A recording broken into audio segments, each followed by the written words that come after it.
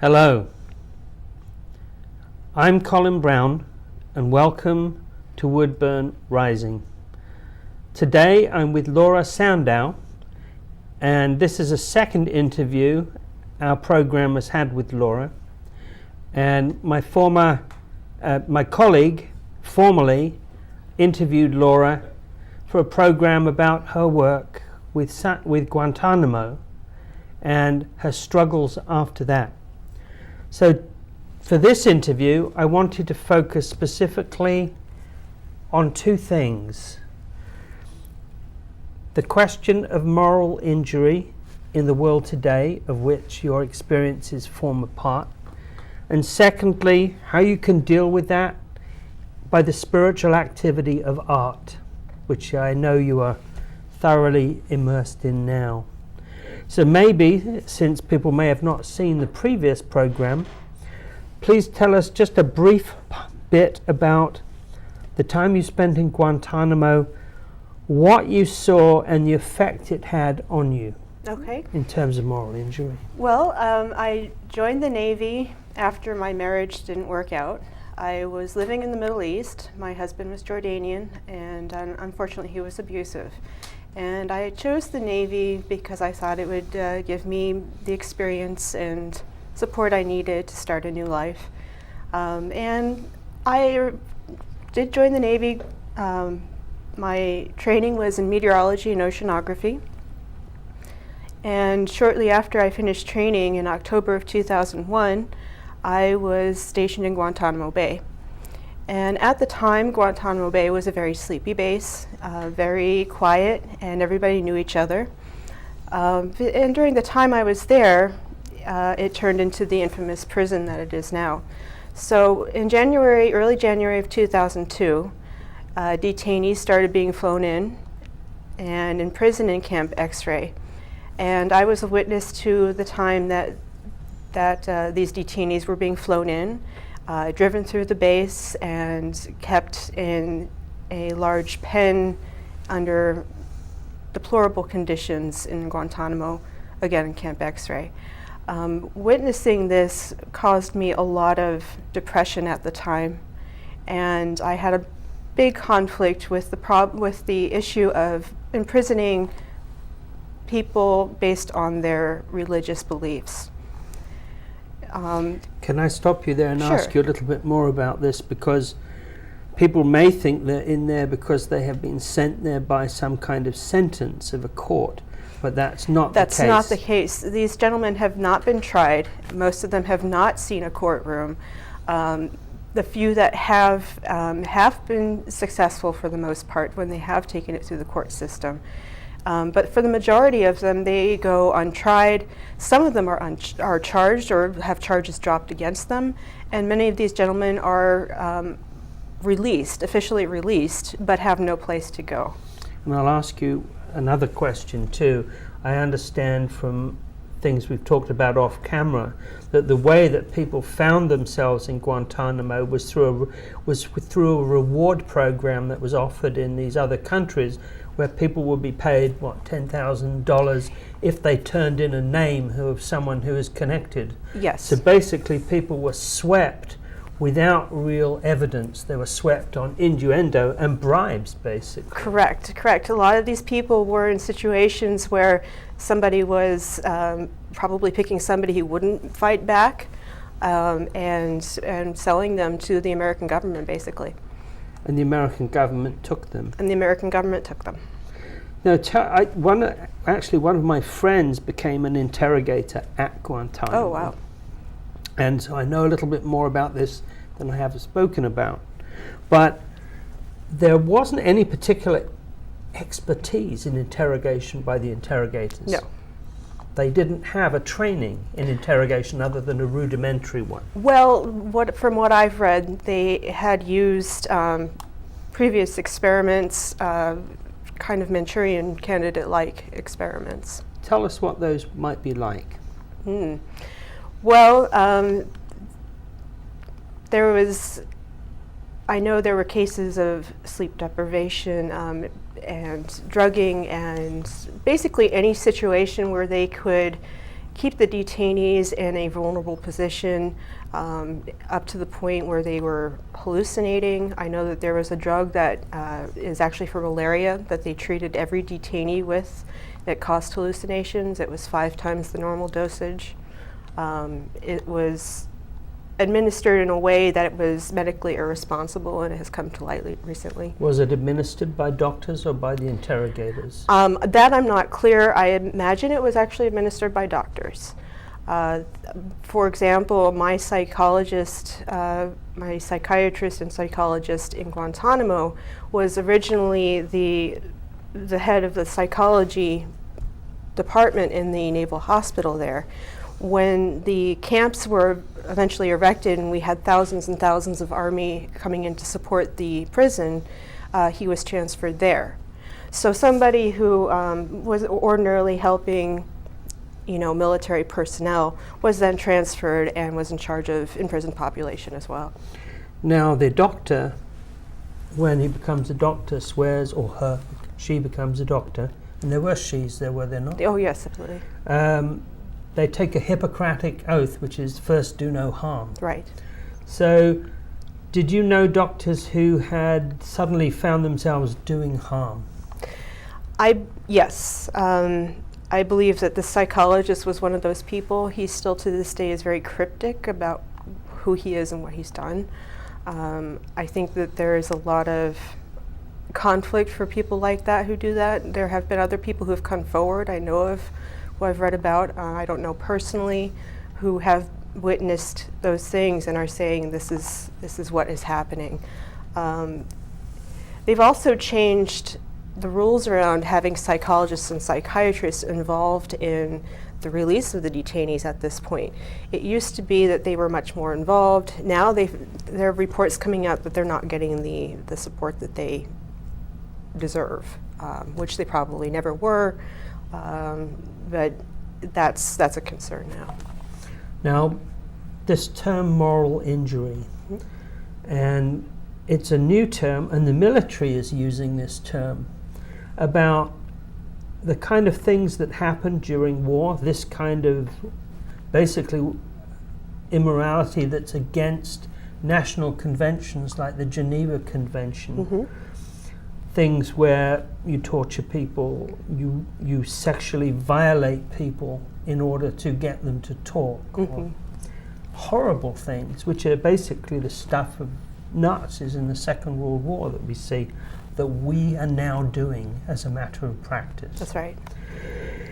How is this being explained within the military that these non-American values are now instituted as a pattern and practice of warfare? How is that justified anywhere by whatever level? It's not justifiable in my mind, but the people who are trying to justify it say it's to keep us safe, to keep Americans safe. That these people are dangerous masterminds, and that if they were let go, or if there were others like them who... Right. But you know from seeing these people that they're actually peasants and mid-level from reading their people. biographies, Andy Worthington has done a tremendous amount of work on each detainee, and I have, like I said, read his work, and he has done extensive work to prove that these people, a lot of them are just, like I said, normal people, teachers, family men, people who probably wouldn't have put up a fight. So how many people are still in the prison? I believe it's 93 at this point, so we're under 100. So how did you feel being there? How long were you there, first of all? I was there for just under a year. I got to Guantanamo in October of 2001, so this is right after 9/11. It was very quiet then. The detainees started being flown in on January 11th of 2002, and by the time I left in September of 2001, there were 459 detainees. So it was quite an active time while I was there. Witnessed the building of Camp Delta and the other camps on an animal refuge, and of course witnessed Camp X-Ray. The conflict for me really was that these gentlemen were not being tried in a court, that they were being paraded around and exposed, which is against the Geneva Convention. Treated more like trophies. Treated more like animals. Maybe, I mean, if animals were treated that way, they would probably... were they dressed, or was it like Guantanamo, where some were stripped? Well, from what I saw, they were dressed, but there were times I'm sure that they were stripped naked. But for just seeing Camp X-Ray, you basically got an idea for what it was like. It was like a kennel, except very small, and there was a metal roof, so the sun would beat down on it and it would get very, very hot. And there was these intense lights that shone on it all day long and all night long.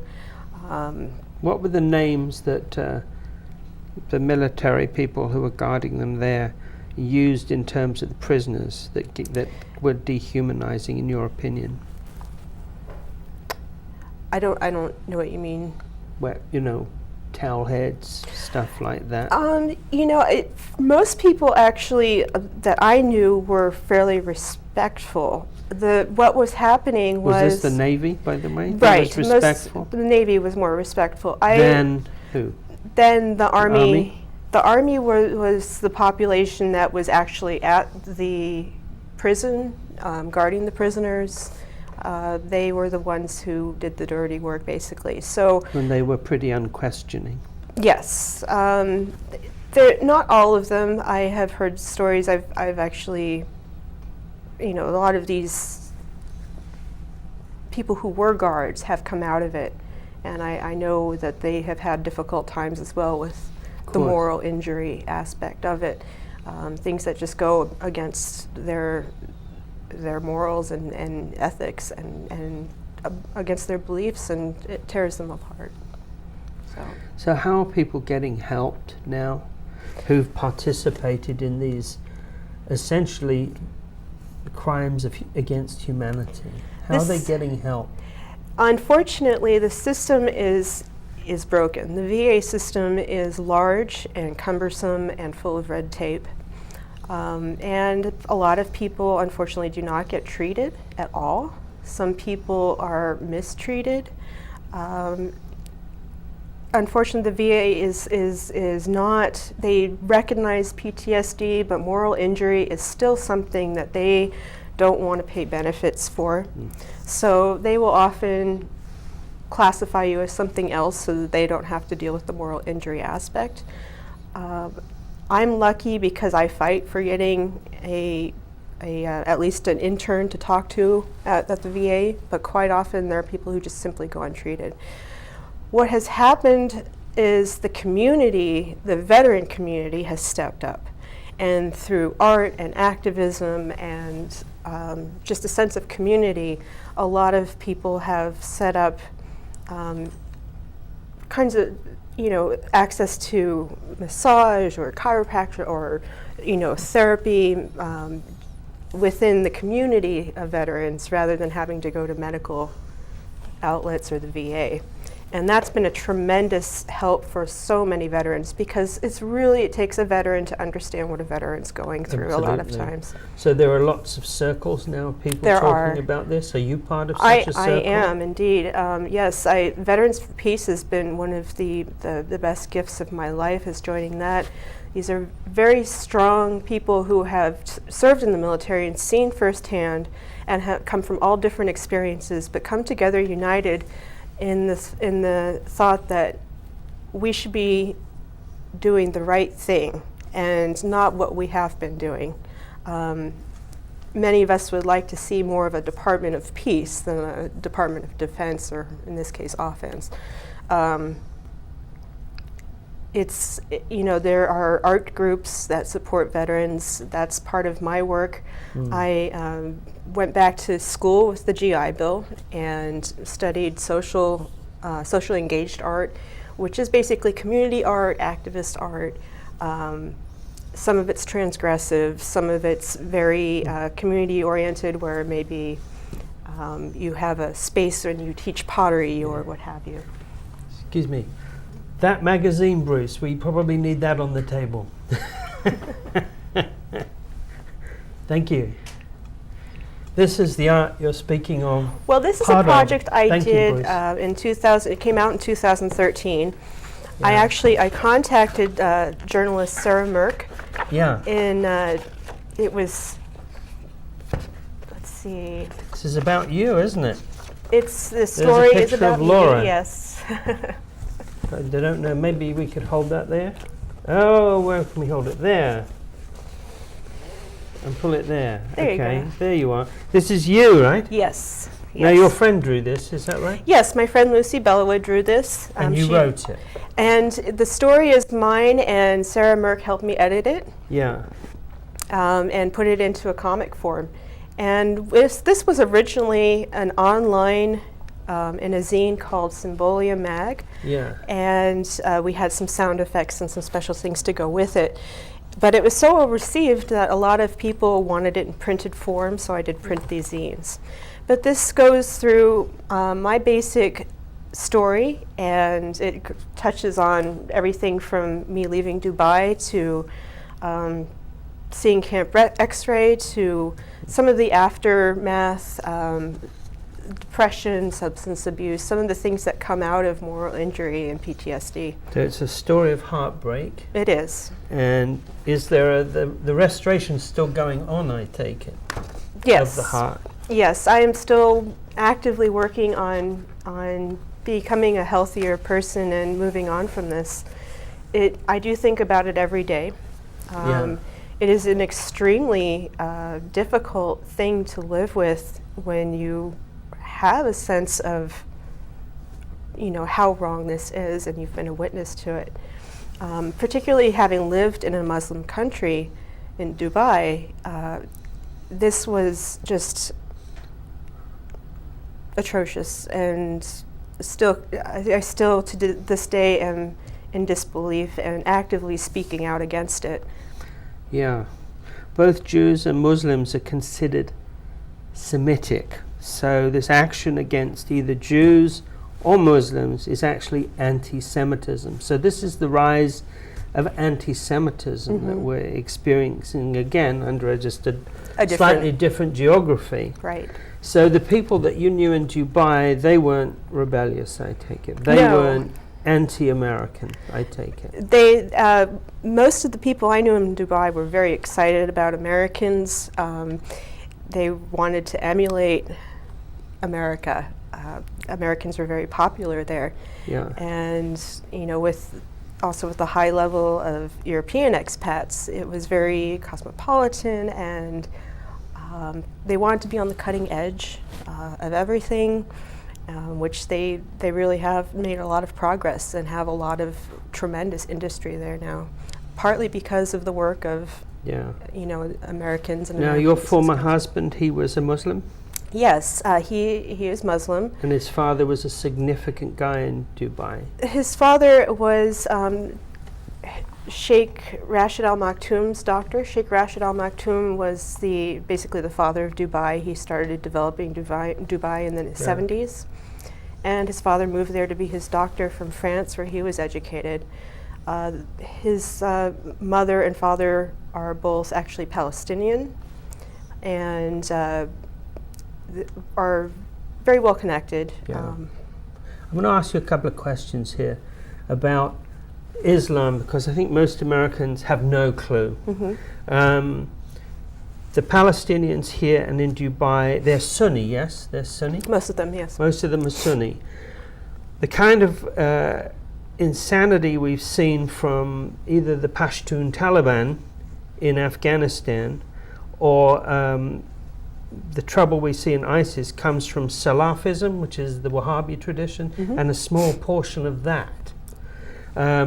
So really, our main ally in the Middle East has been Saudi Arabia, yet they're the ones, I understand, provided the funds for both ISIS and the other guys.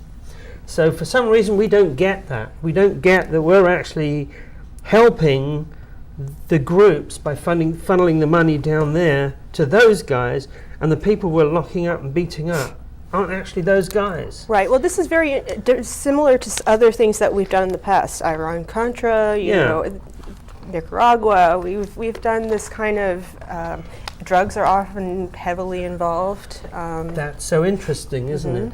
So are we talking about the heroin Trade, big absolutely, time? yeah.